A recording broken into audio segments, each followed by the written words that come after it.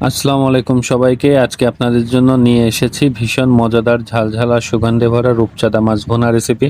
গরম ভাতের সাথে এই মাছ ভুনা একবার খেলে বারবার খেতে ইচ্ছা করবে। প্রবাসে থাকুন বা দেশে, ঘরোয়া স্বাদের এই রেসিপি আপনাদের মন জয় করবেই ইনশাল্লাহ। তাহলে চলুন আর দেরি না করে শুরু করি আজকের স্পেশাল রূপচাঁদা মাছ ভুনা রেসিপি। রূপচাঁদা মাছটা ভুনা করার জন্য এখানে আমরা নিয়েছি 2টা মিডিয়াম সাইজের পেঁয়াজ কুচি, নিয়েছি একটা বড় সাইজের টমেটো, নিয়েছি 15টা কাঁচামরিচ বেটে এবং 1.5 টেবিল স্পুন পরিমাণ রসুন বাটা নিয়েছি। রসুন এবং ঝালটা আপনারা চাইলে ব্লেন্ড করেও নিতে পারবেন, কিন্তু আমি সাজেস্ট করব ঝাল এবং রসুনটা বেটে নেওয়ার চেষ্টা করবেন, তাহলে কিন্তু স্বাদটা অনেক বেশি আসবে। রান্নাটা করার জন্য আমরা এখানে 4 পিস মিডিয়াম সাইজের রূপচাঁদা মাছ নিয়েছি। মাছটা আমরা কেটে ধুয়ে পরিষ্কার করে নিয়েছি প্রথমে। এবার লবণ, হলুদ এবং কাশ্মীরি লাল মরিচের গুঁড়া মেখে মাছটা ম্যারিনেট করে রাখবো 10 মিনিট। তারপরে মাছটাকে আমরা ভালোভাবে ভেজে নিব।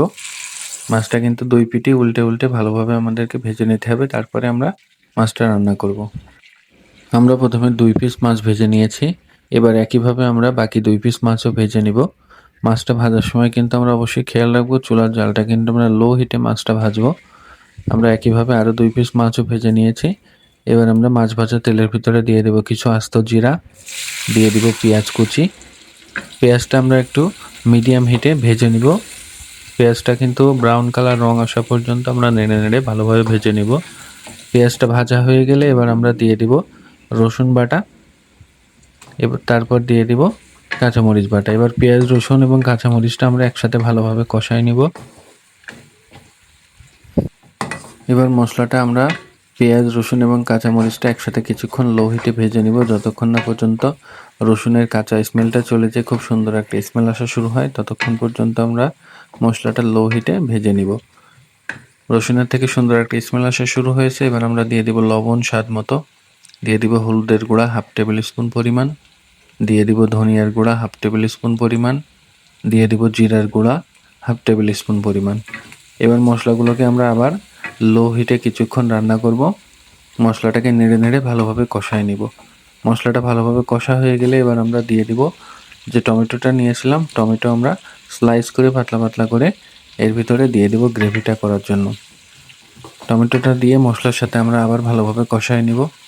আমরা কিন্তু এখন এই গুঁড়ো মশলাটা দেওয়ার পরে আর কোনো পানি অ্যাড করিনি, টমেটোটা দিব এই জন্যে, কারণ টমেটো দিলে কিন্তু টমেটোর থেকে পানি ছাড়বে। আপনারা যদি এখানে টমেটো ইউজ না করেন তাহলে কিন্তু গুঁড়ো মশলাটা দেওয়ার পরে হালকা একটু পানি দিয়ে দিবেন, না হলে কিন্তু গুঁড়ো মশলাটা পুড়ে যাবে। আমাদের মশলাটা যখন পারফেক্ট কষা হয়ে যাবে তখন আমরা এর ভিতরে পানি অ্যাড করে দিব। মশলাটা কিন্তু খুব ভালোভাবে কষা হয়ে গেছে। এবার আমরা গ্রেভিটা করার জন্য পানি দিয়ে দিলাম। এখানে কিন্তু আমরা পানি বেশি দিব না, অল্পই দিব, যেহেতু আমরা গ্রেভিটা রাখবো খুব একটা মাখা মাখা গ্রেভি রাখবো। পানিটা আপনারা আপনাদের স্বাদ মতো ইউজ করবেন। আপনারা যদি ঝোল বেশি রাখতে চান তাহলে সেই অনুযায়ী আপনারা পানি দিবেন। পানিটা দিয়ে আমরা 5 মিনিট রান্না করে নিলাম। দেখতে পাচ্ছেন পানিটা কিন্তু ফুটে গেছে।